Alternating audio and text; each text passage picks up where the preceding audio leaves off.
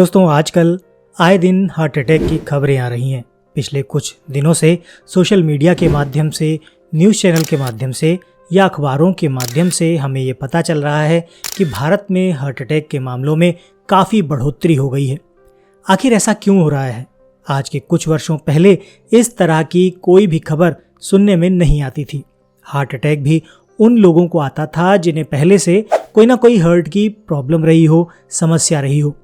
ऐसा क्या हो गया है पिछले कुछ वर्षों में कि कभी गाना गाते, कभी डांस करते, कभी एक्सरसाइज करते, कभी खाना खाते तो कभी बस चलाते और कभी चलते चलते लोगों का दिल फेल हो रहा है।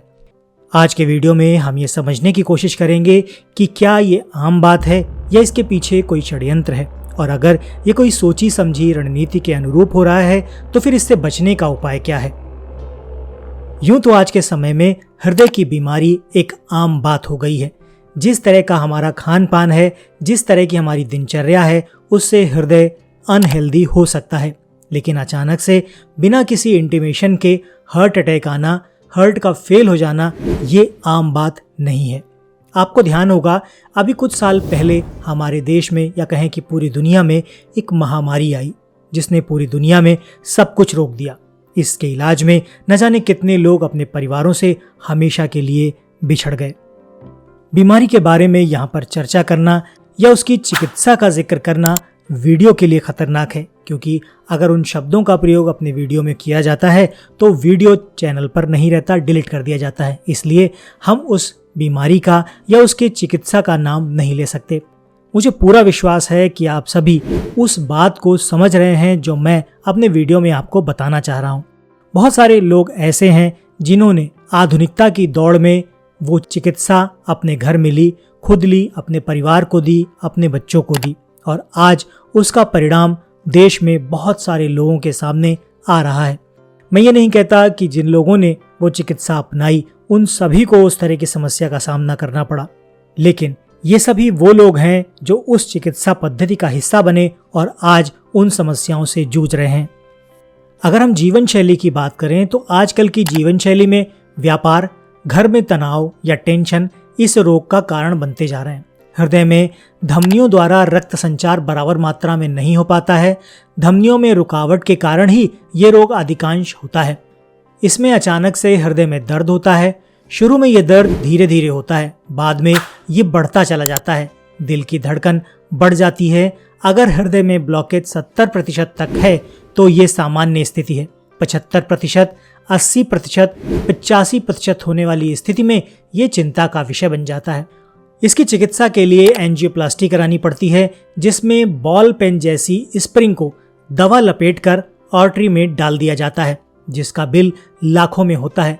ये स्प्रिंग डालने के बाद कुछ समय के अंतराल पर उसके आगे पीछे फिर से कचरा जमा हो जाता है और फिर से ब्लॉकेज की समस्या शुरू हो जाती है, और शरीर में जब तक ये टेंडेंसी ब्लॉकेज की बनी रहेगी तब तक ये स्थिति बार बार आती रहेगी। आजकल के बहुत सारे डॉक्टर ऐसे हैं जो पैसा भी लेते हैं और पेशेंट की जान भी ले लेते हैं। एक आर्टरी में 2 से 3 एंजियो ही हो पाती हैं, इससे ज़्यादा नहीं हो सकती। इसके बाद बाईपास सर्जरी की स्थिति बन जाती है। बाईपास सर्जरी में मौजूदा आर्टरी के समानांतर एक दूसरी आर्टरी बनती है, जिसमें पहली वाली आर्टरी को बंद कर दिया जाता है।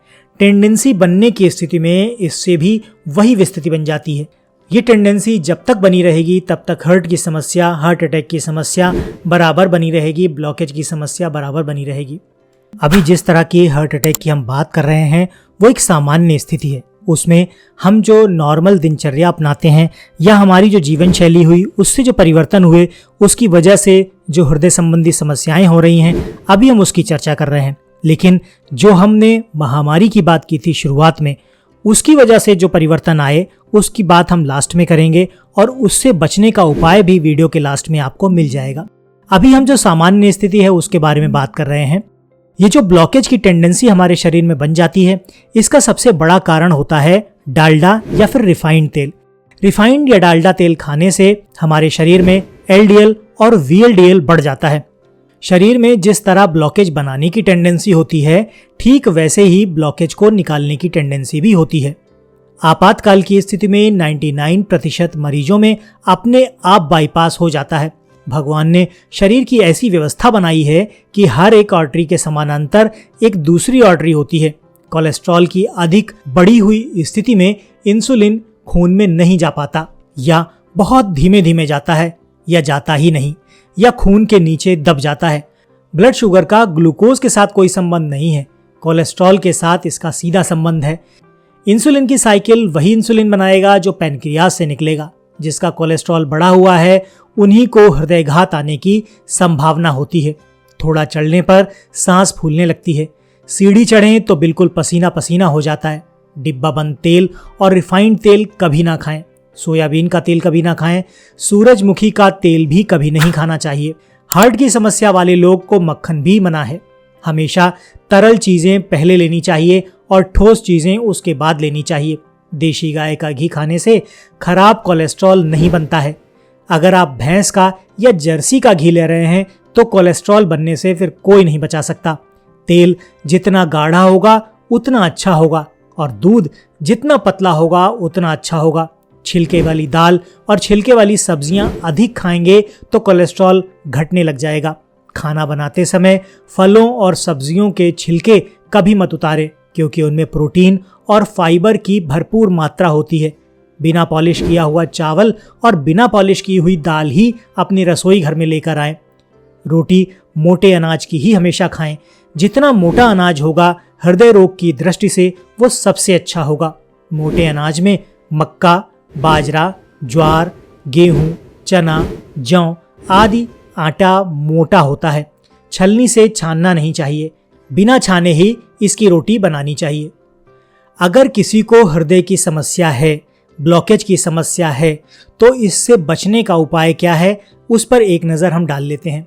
सबसे पहले बात करते हैं एलोवेरा। हम बात कर रहे हैं फ्रेश एलोवेरा की।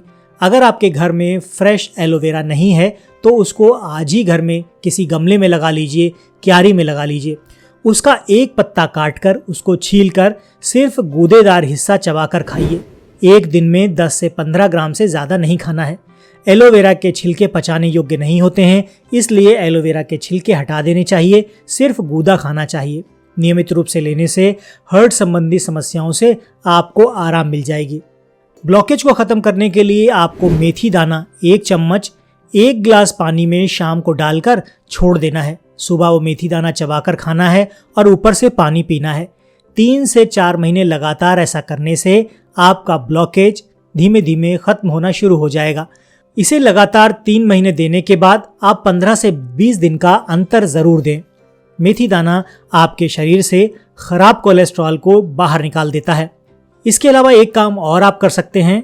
लौकी का रस 1.5 कप ले लीजिए, 5 धनिया के पत्ते ले लीजिए, 5 पुदीने पत्ते, 5 तुलसी पत्ते और 3 से 4 काली मिर्च।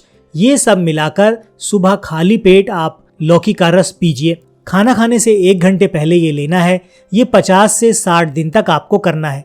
इसको पानी या कोई भी चीज़ लेने के 40 मिनट बाद ही लेना है, या फिर खाना खाने से 1 घंटे या 40 मिनट पहले ही लेना है। हृदय रोग और मधुमेह दोनों कोलेस्ट्रॉल से होते हैं, अतः दोनों की एक ही दवा है। आंवला चूर्ण, अर्जुन छाल का पाउडर, जामुन की गुठली का पाउडर, करेले के बीज का पाउडर, नीम की निंबोली का पाउडर समान मात्रा में ले लीजिए। उनको समान मात्रा में मिक्स करके रख लीजिए। 1 से 1.5 चम्मच रोज सुबह और शाम खाने से 1.5 घंटे पहले लीजिए। ये भी आपके शरीर से कोलेस्ट्रॉल को कम कर देगा। शुगर की मात्रा बढ़ गई है तो शुगर को नॉर्मल करेगा। हृदय रोग कोई भी है तो उसको भी ठीक करने का काम ये करेगा। इसके अलावा क्या कर सकते हैं, अदरक का रस निकालकर उसमें थोड़ा शहद मिलाकर चाटने से तत्काल आपको आराम मिलेगा। हृदयघात के समय ठंडी चीज़ें कभी भी भूलकर भी पेशेंट को नहीं देनी चाहिए, ये बात आप गांठ बांध लीजिएगा। 4 से 5 तुलसी के पत्ते पीसकर शहद में मिलाकर दिन में 2 बार खाने के लिए दे दीजिए। इसके अलावा एक और काम है जो आप कर सकते हैं। 30 से 40 काले देशी चने, 6 से 7 किशमिश रात को 1 कप पानी में भिगोकर सुबह अच्छी तरह चबा कर खा लेना है। ऊपर से पानी पी लीजिए। हृदय रोग, असामान्य धड़कन और असामान्य रक्तचाप यानी कि ब्लड प्रेशर आपका एकदम ठीक हो जाएगा। इसके अलावा एक स्थिति आती है जब आपको हार्ट अटैक हो जाता है या हार्ट अटैक आ जाता है। ऐसी स्थिति में क्या करना है, हार्ट फेल होने की स्थिति में ये अपने आप होने वाला बाईपास नहीं होता। जब हार्ट अटैक आता है तो एंजाइना का दर्द बहुत ज़्यादा तेज हो जाता है जो बर्दाश्त से बाहर हो जाता है। ऐसे में होम्योपैथी दवा एकोनाइट 200 एक बूंद या 2 बूंद 3 बार 5-5 मिनट के अंतराल पर जीभ पर डालें। ऐसा करने से तुरंत देखेंगे 5 से 6 मिनट के अंदर पेशेंट को आराम मिल जाएगा और उस समय हार्ट अटैक से पेशेंट की जान बच जाएगी। ऐसा कोई भी घर जहां पर हृदय का कोई मरीज हो, हार्ट का कोई पेशेंट हो, उस घर में ये दवा ज़रूर होनी चाहिए। ये होम्योपैथी मेडिसिन एकोनाइट 200 आप घर पर ले आइए। इसका फ़ोटो मैं वीडियो में दे दूंगा जिससे नाम आपको क्लियर हो सके और आप आसानी से उसको बाज़ार से घर पे ला सकें। तो ये तो हो गई सामान्य स्थिति। जब आप हृदय संबंधी किसी बीमारी की चपेट में आते हैं या गलत खान पान से आपको हृदय संबंधी समस्या हो जाती है या ब्लॉकेज की समस्या हो जाती है, तो ऐसी स्थिति में आपको क्या करना है इसके बारे में हमने चर्चा की। हार्ट अटैक की समस्या आ जाती है तो कौन सी औषधि लेनी है इस बारे में भी हमने चर्चा कर ली। लेकिन अभी हम बात कर रहे थे कि गलत औषधि जो हम सभी ने अब से कुछ समय पहले या कुछ वर्षों पहले ली, जिसके दुष्परिणाम स्वरूप हमारे शरीर में ब्लड क्लॉटिंग होती है और हार्ट अटैक आ जाता है। ऐसी समस्याएं बहुत ज़्यादा देखने में मिल रही हैं। एक्चुअली क्या होता है कि आज के समय में हमें हार्ट की प्रॉब्लम के बारे में पता ही नहीं चल पा रहा है और एकदम से हार्ट अटैक आता है और व्यक्ति अपनी जान से हाथ धो बैठता है। ऐसे में अगर आपने भी उस औषधि का यानी उस महामारी के बचाव के लिए या चिकित्सा के लिए जो औषधि दी गई उससे अगर आपको बचाव करना है, भविष्य में इस तरह की कोई बीमारी ना आए, तो इसके लिए आपको कुछ बातें ध्यान रखनी है। एक काढ़ा है, आप चाहें तो उस काढ़े को घर पर बनाकर आप उसको ले सकते हैं। अगर भविष्य में इस तरह की कोई बीमारी या कोई महामारी आती है तो उस समय ये काढ़ा आप ज़रूर लीजिए। शरीर को डिटॉक्स करने के लिए आप अधिक से अधिक लौकी का जूस पीजिए जो आपके शरीर को डिटॉक्स करेगा। साथ ही अभी ठंड का मौसम शुरू हो जाएगा, ऐसे में आपको अर्जुन की छाल का काढ़ा पीना है। ये आपके शरीर को डिटॉक्स करेगा, आपके ब्लड में जो भी कचरा मौजूद है उसको बाहर कर देगा और जो औषधियों के साइड इफ़ेक्ट हैं उनको भी ख़त्म करने का काम करेगा। एक काढ़ा है जो हमारे एक वैद्य जी हैं, हमारे मित्र हैं और उन्होंने रिकमेंड किया है, वो काढ़ा हम आपके साथ यहाँ पर शेयर कर रहे हैं। जब भी इस तरह की कोई इन्फेक्शन जो संक्रामक स्थितियाँ बनती हैं या संक्रामक बीमारियाँ होती हैं तो ऐसी कंडीशन में ये काढ़ा आप बनाना शुरू कर दीजिए।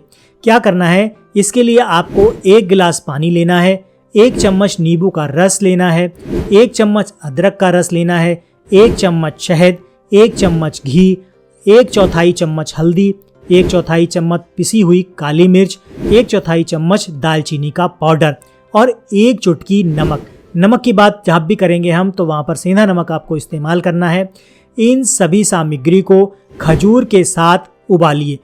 1 गिलास पानी रख लीजिए या कहें 2 गिलास पानी रख लीजिए और उसको 1/4 होने तक यानी आधा गिलास पानी रहने तक अच्छे से उबालिए। जब वो उबल कर 1/4 बच जाए तो उसको अच्छे से मैश कर लीजिए और मैश करने के बाद उसको आपने पीना है।